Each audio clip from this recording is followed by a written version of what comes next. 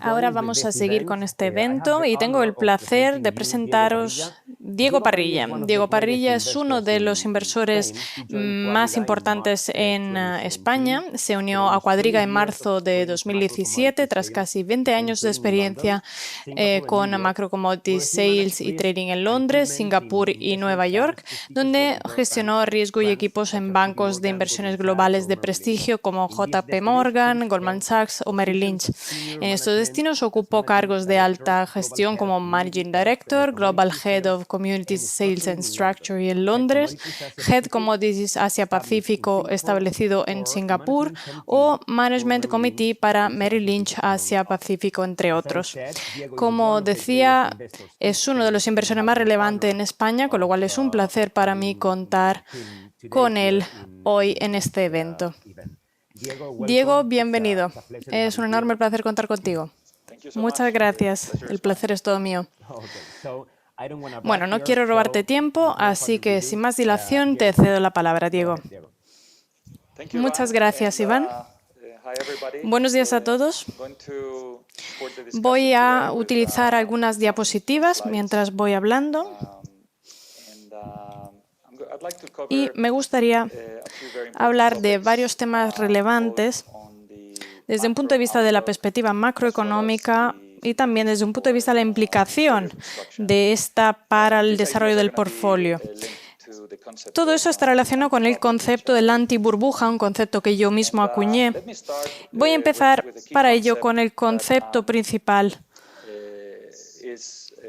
que es poco conocido, no se entiende bien, y es la idea de la diversificación falsa. Voy a seguir luego con la tesis y con algunas consideraciones, macroconsideraciones clave para la próxima década. Al ser español, voy a utilizar una analogía con el campo de fútbol. Vais a reconocer aquí un campo de fútbol. Considero fundamental, a la hora de hablar un portfolio, recordar que estamos hablando de un equipo, al fin y al cabo. Lo que quiero decir es que no solo los jugadores tenemos que mirarlos en su dinámica por sí solos, sino también de cómo se complementan. En ese sentido, muchos de vosotros podréis ser inversores de vuestro propio dinero a nivel profesional. Vosotros sois el entrenador, vosotros decidís la estrategia que vais a utilizar, tanto internamente como externamente. Nosotros, al fin y al cabo, vamos a ser los jugadores de este equipo. Entonces, lo que es importante es que cada jugador desempeñe su trabajo, su rol, de forma apropiada, porque si cada uno sigue la pelota, pues no parece como estar en un patio de recreo, ¿no? Entonces, funciona así en el fútbol como en la inversión. Para ganar, ante todo, no hay que perder.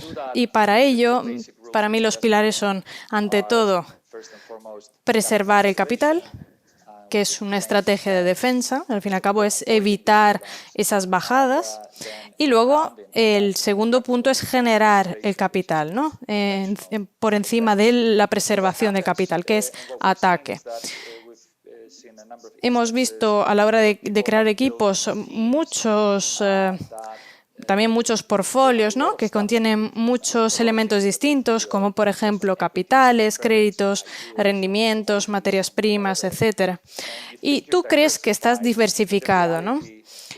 Pero en realidad luego llega la crisis y te das cuenta de que en realidad invertías solo en un tipo de negocio. Lo vimos claramente recientemente, en febrero, marzo de 2018, pero algo que se ha repetido constantemente también en el cuarto trimestre. Entonces, lo que vemos aquí es mi estrategia, que está relacionada con el concepto de la antiburbuja. Lo que estamos viendo es una estrategia de defensa cuando el equipo lo necesita. Estuvimos mirando durante un tiempo portfolios que se suponía que estaban diversificados, pero luego llegaron las crisis y ahí se aclaró que en realidad era una falsa diversificación. Entonces, lo importante aquí es no dejarse engañar por esta percepción aparente de diversificación, porque eso puede llevarnos a riesgos excesivos y a problemas financieros importantes. Con esta introducción ahora voy a entrar en el concepto de la antiburbuja. Muchas gracias, Iván, por haberme ya presentado. Además de mi experiencia en el mundo de la compraventa, también soy autor de unos libros bestsellers. Mi primer libro vertía sobre el tema de la energía, escrito con Daniel Lacalle. Se escribió en español, se tradujo también al inglés al chino. Y es una tesis de tipo contrario, al menos lo era en ese momento, cuando el precio del barril del petróleo estaba a $120, luego llegó al pico de 200, y la teoría es del allanamiento del mundo de la energía, con la convergencia de la energía de las regiones, pasando luego a un precio por barril de 30 a $50. Parecía un poco de ciencia ficción a la época, pero luego es una tesis que se reforzó, una tesis contraria de desafiar el status quo y entender el equilibrio y los desequilibrios del sistema. Eso me llevó a escribir mi segundo libro, lo escribí yo solo. Es el libro de Anti-Bubbles, las antiburbujas. Aquí aparece un artículo mío que aparece en la portada del Financial Times, se llama Tormenta de oro perfecta. Y me gustaría tomar prestado el concepto de la antiburbuja y ver su aplicación. Y para ello voy a utilizar la definición de George Soros de la burbuja. Él habla de la burbuja como un activo que es artificialmente caro, basándose en una creencia que resulta ser falsa, es decir, que es una falacia. Es decir, que el emperador no va sin ropa. Como ingeniero, lo que hice, por lo tanto, ha sido simplificar esta dinámica y argumentar que las falacias puedan distorsionar la realidad, pero no solo desde un punto de vista de valoraciones artificialmente caras, que son las burbujas, sino también las artificialmente baratas, que son las antiburbujas. Entonces, estamos hablando de activos que son artificialmente baratos y aquí la cuestión no es cuándo, no si el precio subirá.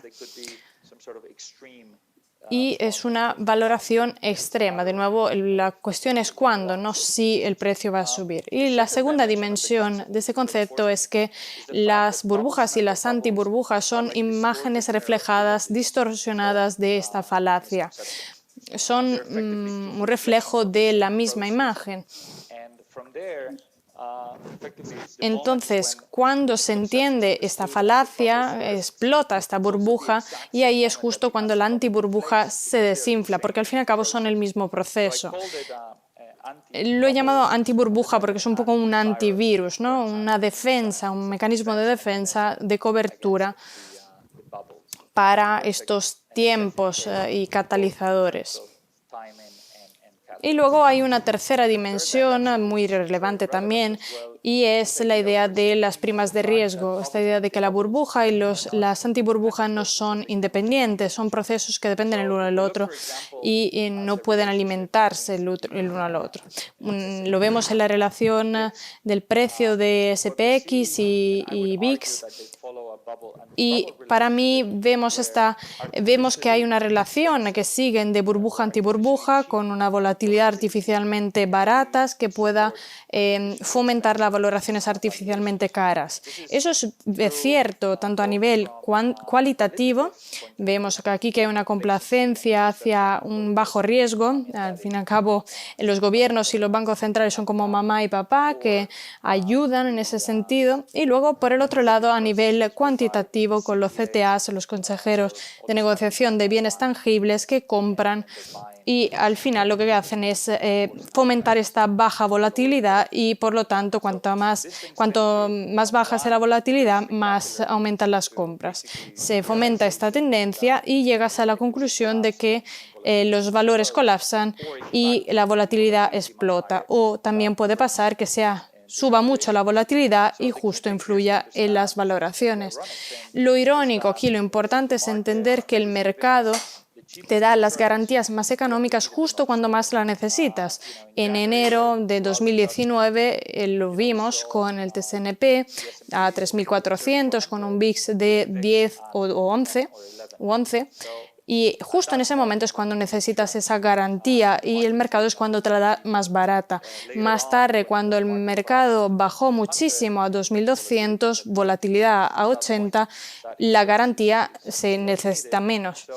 Entonces, vemos este elemento de ser contrario, ¿no? Aquí muy relevante de esta antiburbuja, vista como un activo artificialmente barata que ofrece una garantía eficaz, un elemento de prima de riesgo que te permita beneficiar esta dinámica. Es importante, por lo tanto, detectar estas creencias, entender el proceso y determinar cuáles son las falacias. Al fin y al cabo, nuestra argumentación es que si me dices cuál es la falacia, nosotros vamos a poder encontrar la burbuja y la antiburbuja.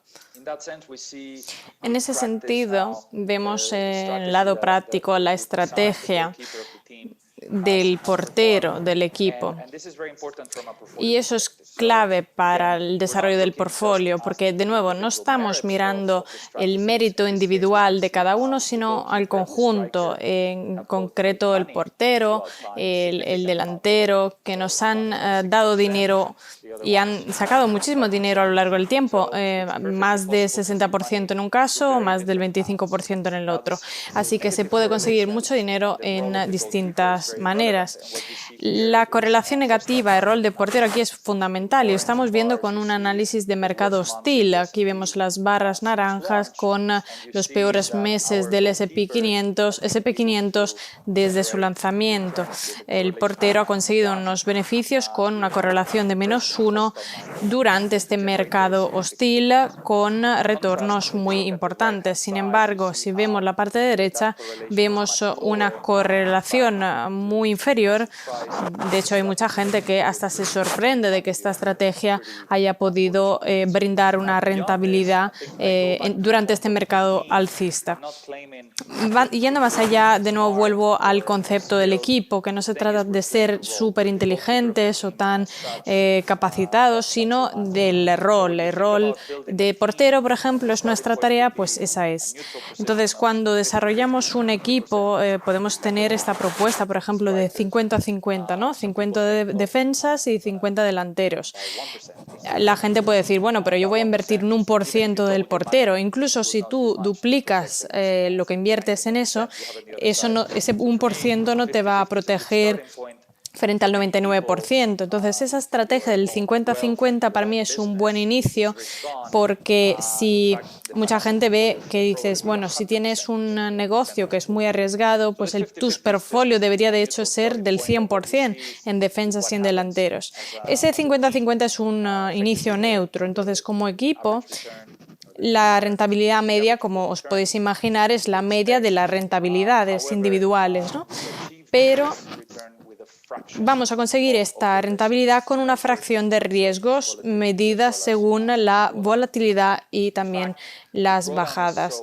De hecho, esta reducción es tan limitada que se puede hacer con lo que yo llamo apalancamiento inteligente. Es decir, en vez de invertir 100 euros o dólares en el capital, vamos a poner 80 y luego añado otros 80 en defensas, por ejemplo.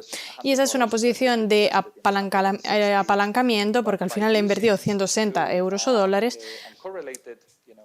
Con estas dos estrategias de correlación negativa, yo consigo reducir el riesgo y aumentar muchísimo mi rentabilidad. De hecho, es hasta mejor, porque pensamos eso de ganar dinero mientras dormimos, ¿no? Y aquí podemos aprovechar para hacerlo, aprovechando la volatilidad del mercado y su estupidez, así que si me consentí la expresión.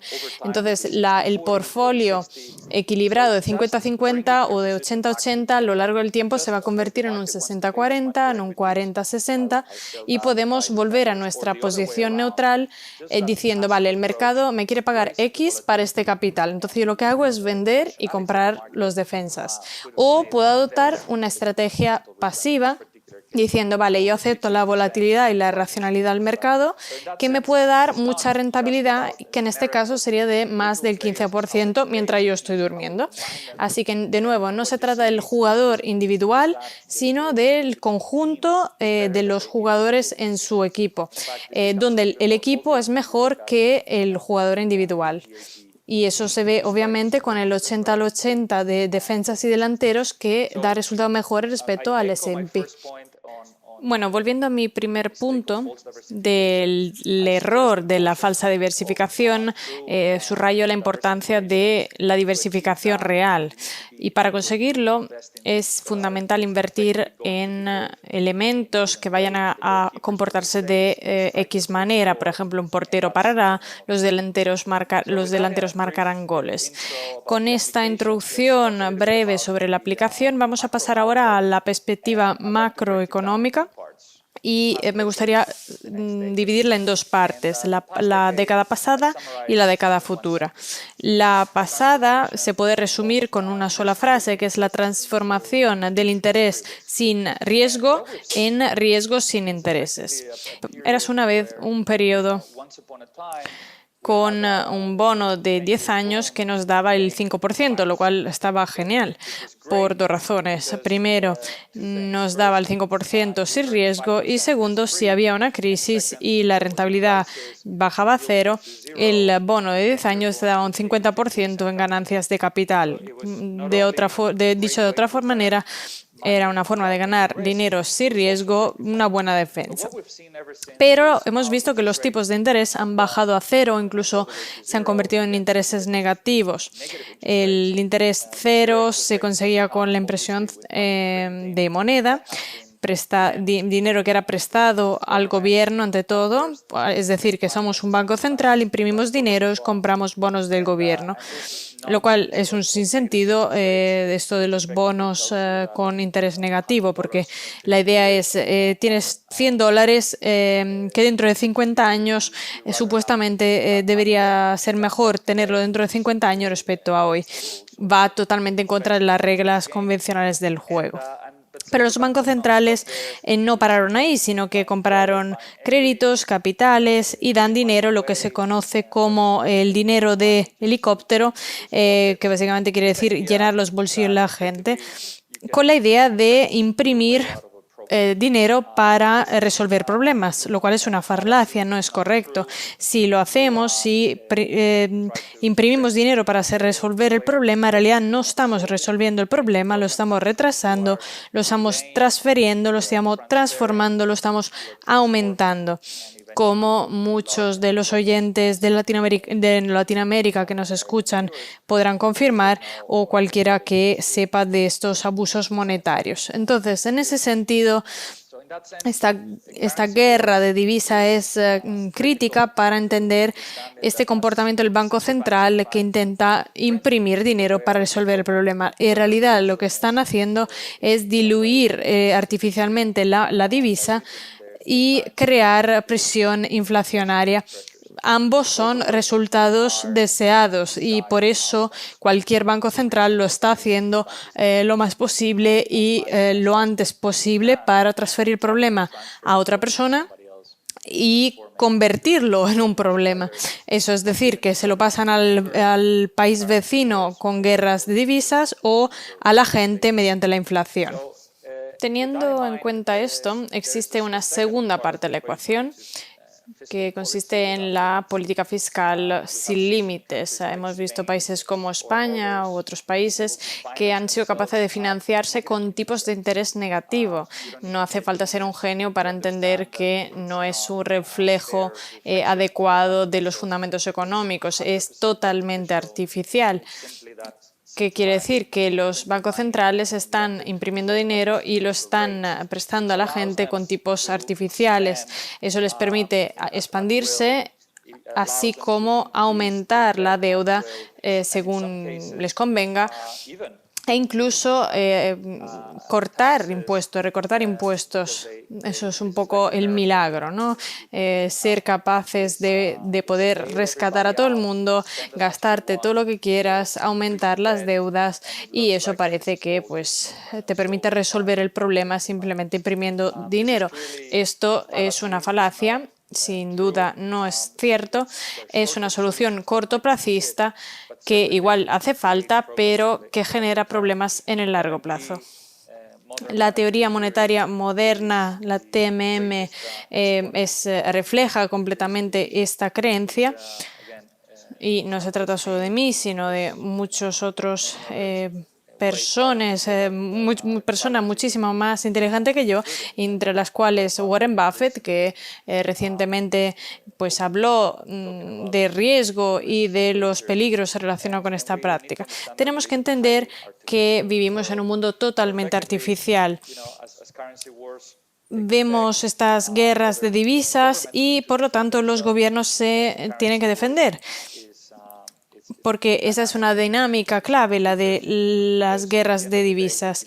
Porque si tú devalúas la divisa del 20%, mi única defensa será aplicarte aranceles del 20%. Entonces, estamos viendo esta situación con la perspectiva de la política monetaria y fiscal, esta idea de imprimir o de coger prestado dinero para resolver el problema. Pero en realidad lo que estamos haciendo es arrastrar el problema, retrasarlo e incluso convertirlo en un problema mayor. Lo que alguien llamaría imprudencia prudente, es decir, una visión totalmente cortoplacista. Al fin y al cabo, lo que estamos viendo es una situación frágil que yo describo en mi libro, lo que en economía se suele denominar fragilidad preexistente, es decir, un sistema ya precario, ya muy frágil, donde luego pues, tienen lugar distintos eventos. Vemos en esta situación frágil que hay abusos de dinero, estas prácticas, sobre todo también de activos que no pueden imprimirse, como por ejemplo el oro, que desempeña una función muy relevante, y hay una visión muy fuerte en mi artículo que aparece en la portada del Financial Times, donde el oro a 1.100, 1.200 esperaba que en 5 años diera un valor de 3.000, 5.000 dólares. Vamos por ese camino y es una tesis que va acelerando. Soy bastante crítico hacia esos países que piensan que se puede fijar de manera artificial al 100% los tipos de interés y de cambio y de esa forma arreglar el sistema con rigidez. En concreto, me opongo bastante a estas tendencias babilísticas de China y de cómo, en mi opinión, eso va a implosionar con los tipos de cambio. Hay muchísimas guerras de divisas interrelacionadas y eso me lleva a mi último punto, es decir, la siguiente década.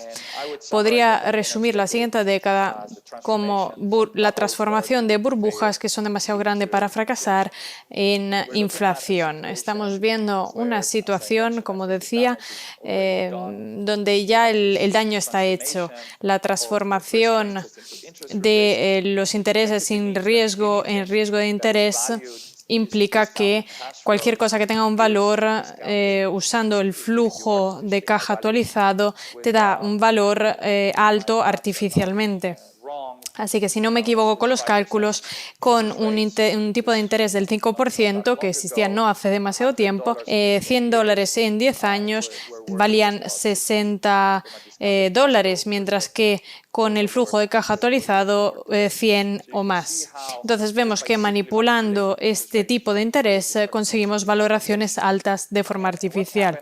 Llegamos así a una situación, como sabemos, de shock sin precedentes, que es la situación del coronavirus, lo cual ha mostrado las fragilidades del sistema. Eso ha llevado a respuestas monetarias y fiscales sin precedentes, de nuevos, mucho más grandes, más rápidas y con un alcance mayor respecto a cualquiera que vimos anteriormente. En esa situación y mirando hacia el futuro veo una desconexión muy importante entre la economía y los mercados. Es ese resultado de digamos, unos inputs artificiales que se han introducido en el sistema. La liquidez y la deuda no van a resolver la insolvencia. Ya hemos visto a muchos zombies, situaciones en las que si se normalizaran los tipos de interés, digamos, implosionarían. Estamos hablando del gobierno, de empresas, de familias. Una situación que no va a resolver la insolvencia. Simplemente se están arrastrando los problemas, se están transformando. En caso de que se aumentaran los tipos de interés, una situación totalmente ficticia, pensemos en un 5% de tipos de interés, el mundo básicamente acabaría. Yo hablo, por lo tanto, llevo ya un tiempo hablando del virus que seguirá y de la teoría monetaria moderna que seguirá. Las políticas monetarias y fiscales laxas, las que se han ido aplicando de las bancas centrales y del gobierno por esta causa de la fragilidad del sistema, yo creo que de temporáneas se volverán en permanente, como suele pasar. Entonces, la dinámica de cara al futuro que vemos es la de la deflación a corto plazo, y esta inflación, lo cual veo probable.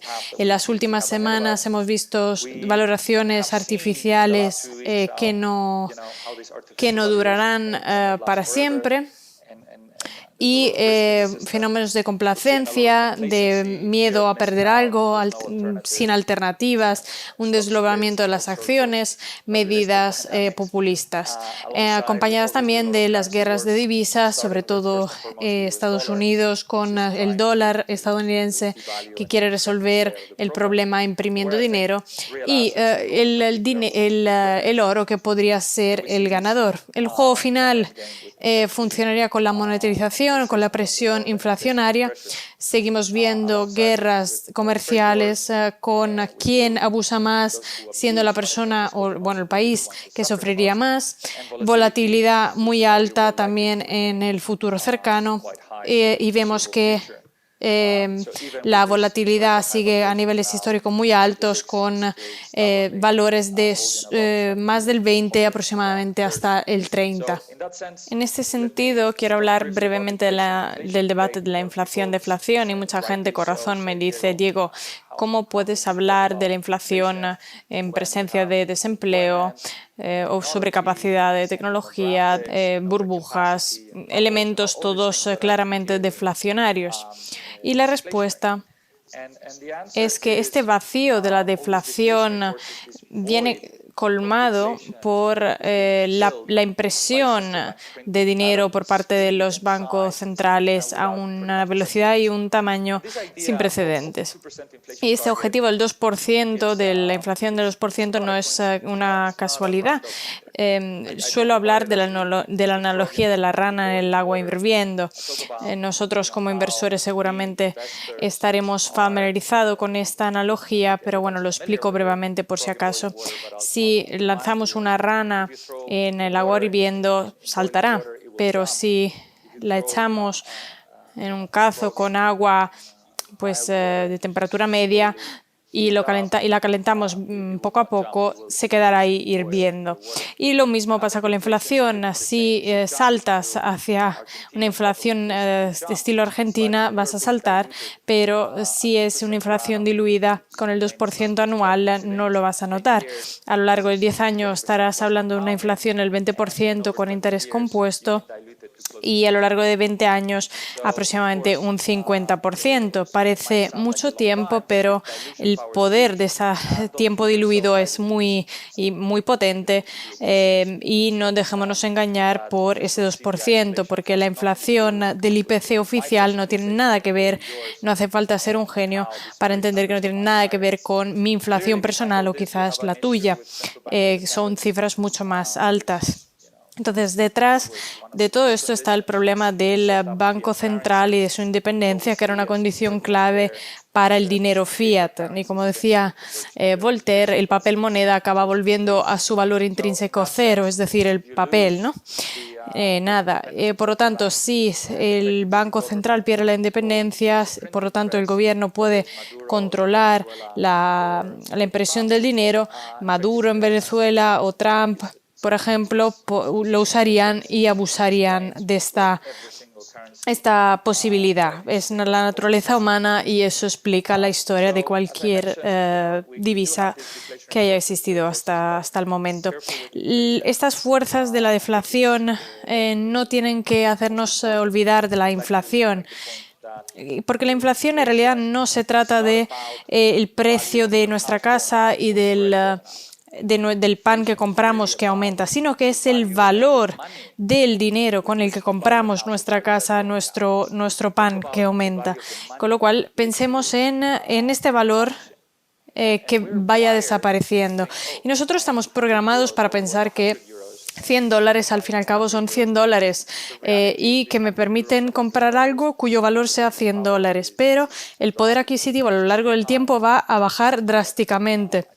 Y este fenómeno puede acelerar. Por lo tanto, las reglas del juego, en mi opinión, han cambiado. Érase una vez la situación en la que los bancos centrales funcionaban según un mandato de la estabilidad financiera, al fin y al cabo, inflación. Muchas personas, muchos de los que nos escucháis de casa, pueden decir, vale, si la inflación sube, los tipos de interés suben y los bonos bajan. Y la respuesta sería, bueno, sí, eso serían las antiguas reglas del juego, pero ahora, las de ahora, vemos que los tipos de interés no pueden subir, porque si no el mundo, digamos, acabaría. Por lo tanto, estamos hablando de un mundo con un tipo de interés del 0% y una inflación alta, que es la forma preferible, la única, según los bancos centrales, que utilizan.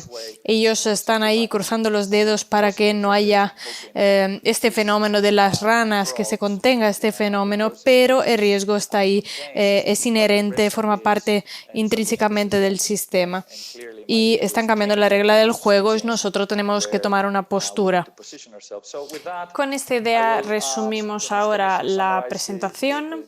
De cara a los siguientes 10 años vamos a tener una situación de inflación a corto plazo o largo plazo. Nos preguntamos qué va a pasar. Entonces, de cara al desarrollo de nuestro equipo, vamos a necesitar defensas, necesitamos delanteros, centrocampistas, pero con esta mentalidad de inflación a corto o largo plazo, si queremos delanteros en el equipo, va a ser mejor el capital respecto al crédito. Esto porque el capital al menos nos permite que si sube el precio del pan o del trigo, el margen aún así sigue ahí, mientras que 100 euros que nos da el bono de Telefónica no te va a dar el mismo poder adquisitivo. Con respecto a los centrocampistas, activos reales van a ser mejores que el efectivo, por ejemplo, el oro, los bienes inmuebles. Y con respecto a las defensas, hace tiempo los bonos del gobierno tenían mucho poder, pero hoy lo han perdido. Con respecto a Becker Bauer, yo a menudo hago una broma diciendo que es como el Bono alemán. Hace 30 años era un buen defensa, pero ahora tiene 74 años y su capacidad para defender el portfolio es inferior, con lo cual tenemos que confiar en la antiburbuja. Así que muchísimas gracias a todos por el interés. Creo que hay alguna pregunta. Voy a dejar de compartir pantalla y le dejo la palabra a Iván. Excelente, Diego. Ha sido un placer escucharte. Presentación muy buena. Si tenemos alguna pregunta que podemos ver, la primera pregunta, Diego, es ¿qué recomendarías estudiar con respecto a las opciones? Creo que la pregunta sale porque el público ha estudiado mucho sobre ti y esta idea de usar una defensa o un portero igual les interesa y quieren saber cómo lo haces, ¿no?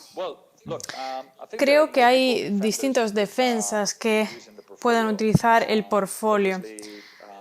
Por ejemplo, el oro es una buena defensa que nos defiende contra las burbujas, sobre todo la desvaluación de la moneda, la inflación, la renta fija, los títulos del Tesoro estadounidense. Todavía les queda algo de poder de defensa, sobre todo de cara a la rentabilidad y a la tendencia hacia la que vamos. Pero aquí la pregunta está más relacionada con las opciones. Es una herramienta, algo en el que estamos especializados, y las opciones son una defensa muy buena en términos de garantía, en términos también de su componente de volatilidad. Yo he pasado toda mi carrera estudiando las opciones. De hecho, hice mi tesina sobre las opciones reales, es decir, activos reales, como por ejemplo una mina de cobre en vez del flujo de caja actualizado, entendido como el derecho y no la obligación de extraerlo. Y me fascinaron las opciones de entonces, la verdad.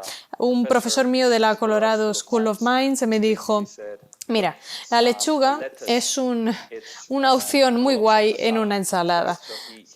Básicamente me estaba diciendo, tienes el derecho y no la obligación. Todo en la vida es una opción. En ese sentido, hay muchísimos contenidos intelectuales. Trabajo, por ejemplo, el de Taleb, Engañados por el azar, El cisne negro. Eso os dan un marco general sobre las probabilidades en las opciones. Luego también hay libros más técnicos, muchísimos. De hecho, Taleb es un experto en este ámbito también. También hay muchos seminarios, talleres. Empezaría sin duda con algo simple y luego ir aumentando de dificultad. Yo mismo he dado seminarios y talleres, pero un mensaje clave es no caigáis en la tentación de vender opciones. Solo comprarlas. Sé que es difícil, es duro pagar esa prima porque te acuestas viendo ese declive, esa caída, pero al menos te vas a acostar sabiendo el peor escenario cuál va a ser, mientras que mucha gente cae en eso de el dinero fácil, de conseguir la prima porque eso no va a pasar en la vida y luego ya pues te pillan en una posición de apalancamiento. Ejemplo tonto, si por ejemplo tenemos la situación de Tesla a la baja, la situación más debatida, ¿no? Recientemente en el mercado. Pero bueno, si tienes opciones de Tesla y compras opciones de venta en Tesla, pues estupendo, has perdido la prima, pero no pasa nada. Pero hay gente que dice, voy a financiar, así entre comillas, voy a financiar mis opciones de venta vendiendo opciones de compra. Y ahí es cuando ya está fuera de juego, porque no vas a financiar absolutamente nada. Es compras de opciones de venta y tus ventas de opciones de venta. Si Tesla sube un 800%, vendes opciones de compra, pues ahí se acaba el juego. Mi consejo es no intentes ser demasiado listo cuando se trata de opciones. Cómprala como garantía porque son activos artificialmente baratos, suele ser el caso, pero no lo vendas porque te lleva a riesgos y apalancamientos ocultos que te dejan fuera de juego. Empieza con Taleb y luego estudia las opciones, pero sigue comprando, no vender. La verdad que tengo que admitir que yo mismo perdí bastante dinero vendiendo opciones, así que tengo que volverme a mirar. Yo también, ¿eh? Yo también. He aprendido la lección, sin duda. Sí, eso es. Así que gracias. Tengo otra pregunta y la voy a replantear un poco porque tiene parecidos con la pregunta anterior.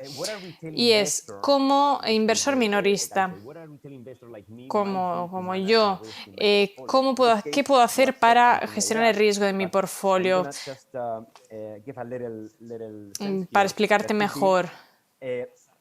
De nuevo, como inversor minorista, ¿crees que es sabio utilizar las opciones o utilizar, por ejemplo, un fondo para combinar mi portfolio con un índice, por ejemplo, un fondo, por ejemplo, un fondo de cobertura? ¿Cuál es el producto que utilizarías así como inversor minorista para suavizar el riesgo? Ante todo, tenemos que entender cuál es el riesgo. La mayoría de la gente fracasa a la hora de entender incluso lo más básico. Tienes que pensar en el riesgo de manera holística.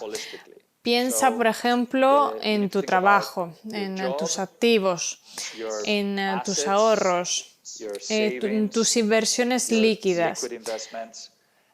Y al contemplar la diversificación, tienes que plantearte, ¿mi trabajo está positivamente o negativamente correlacionado con la economía? Me visitaron en la oficina unas empresas de construcción y me enseñaron sus portfolios de inversiones líquidas y estaban llenas de alto rendimiento. Y digo, ¿pero qué hacéis? Y me dice, estamos diversificando. Y digo, pero si sois una empresa de construcción y eso es un crédito de alto rendimiento, ¿qué pasa si colapsara el mundo? Bueno, sufriría mucho mi empresa. ¿Y qué pasaría con tu portfolio de inversión? Pues también colapsaría. Está esta mentalidad de que no hay ninguna alternativa, ¿no? Y ese es el primer punto. Entonces os diría, pensar en el riesgo general. ¿Podría perder el trabajo? ¿Qué pasaría con el valor de mi casa, de mi hipoteca? Y ese es el primer punto.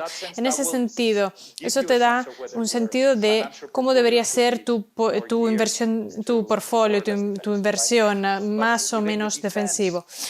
Y como defensa tienes que pensar en una diversificación real. Ni siquiera el oro, ni siquiera los mineros de oro te defenderían con seguridad a corto plazo. ¿Por qué? Porque es muy probable que el capital baje y que el mercado haya estado posicionado de manera apalancada con el oro, por lo cual el oro también bajaría, lo cual sería muy inestable. Regla número 1, no utilizar el apalancamiento, muy importante. Entonces, primero, no pensar en el riesgo. Segundo, no utilizar apalancamiento. Con respecto a los mineros, uno puede decir, vale, si el oro es una defensa espectacular. El capital de oro es como una opción de compra de oro. Apalancamiento de 3 veces, pues tendría una estupenda defensa en caso de crisis. ¿Y qué pasó en marzo de este año? Pues $100 con un apalancamiento de 3 veces de un ETF de los mineros bajó a 5 o 7 céntimos. ¿Y qué pasa cuando estás a 5, 7 o 10 céntimos? Pues incluso si el mercado mejora y el mes siguiente duplicas tu dinero, sigues estando a 20 céntimos. Sin apalancamiento habrías podido ver esa bajada del 30-40% en Delta 1, pero con el apalancamiento se acaba el juego. Entonces, tienes que evitar ante todo el riesgo, ese problema, entender ese riesgo y evitar ese apalancamiento, también con activos negativamente correlacionados. Y cuando piensas en estos activos, en estas defensas, tienes que crear una diversificación real. Y yo no tengo una bola de cristal, no sé qué va a pasar en la siguiente crisis, pero hay factores de predicción, como tipos de interés que bajan, volatilidad más alta, etc. Entonces, eso es importante. Entonces, es cuestión de encontrar ese portfolio, cosas como el VIX, como el oro, como las opciones de compra de SIP son buenas defensas. El problema aquí es que suelen ser caras y suelen tener una carga negativa. Entonces, lo que tenemos que hacer es comprarte un seguro y es complicado al fin y al cabo. Entonces, no hay una forma simple de hacerlo. Entonces puede decir, vale, me compro un seguro para los siguientes 3 meses, pero pierdo dinero, así que no lo vuelvo a hacer y luego te pasan cosas. Entonces quieres una situación y nosotros justo estamos especializados en eso, como expertos en opciones, en seguros. Buscamos pólizas de seguro cuanto más baratas posible para que te den una indemnización de la mejor posible, de 5-1, 10-1, 20-1, con una carga de cero o incluso positiva. Pero no es nada fácil, por eso nuestra estrategia es ayudarte a hacerlo tanto para minoristas como para entidades. Pero nosotros no somos la única opción en el mundo, somos solo uno de las posibles defensas de este portfolio. Y resulta que en febrero fuimos el fondo de cobertura mejor, con más 10%, a lo largo del año más 46%, pero de nuevo usamos un enfoque, uno de muchos, pero esto de los fondos no es un campo fácil. Y por lo tanto, si quieres saber sobre las opciones, recomendaría fiarte de gente como yo, que ha dedicado su vida a las opciones y, digamos, delegar, porque igual si tú eres un médico, igual esa es tu fuerza, pero yo no sé nada de sanidad. Si tuviera que invertir ahí o en ámbito de tecnología, no tendría ni idea, con lo cual delegaría. Entonces, en ese sentido es, ante todo, evitar invertir en lo equivocado. En segundo punto, tener un apalancamiento directo oculto, y luego, con respecto a las opciones, ser paciente, pensar a largo plazo y, si puedes, incluso si puedes hacerlo tú mismo, mejor delegar. Creo que la siguiente década va a ser muy distinta de la anterior. Vamos a ver si efectivamente va a ser una línea recta con el capital. Vamos a ver. No se sabe. Va a ser en todo caso muy volátil, con mucho riesgo. Entonces, prudencia, evitar el apalancamiento, optar por una diversificación verdadera en vez de la falsa, que nos lleva a la tentación de vender opciones y esta recompensa que no va a llegar por los riesgos que corremos. Muchísimas gracias por tu respuesta. Tenemos que meditarla, por supuesto. Muchas gracias, Diego. Ha sido un placer. Dentro de poco vamos a tener una mesa redonda en la que vas a participar. Va a ser el Value Investing frente al nuevo cambio económico, con Lorenzo Serratosa como moderador. Nos vemos luego, Diego. Así que espero que el público haya disfrutado la charla tanto como yo. Muchas gracias, Diego. Un placer. Hasta luego.